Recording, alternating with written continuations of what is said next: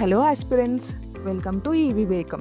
పెద్ద క్వశ్చన్ ఏంటి అంటే 2025 ప్రిలిమ్స్కి మనం దేని మీద ఫోకస్ చేయాలి అనేది. దానికి మనం డ్యూయల్ అప్రోచ్ని ఫాలో అవ్వాలి.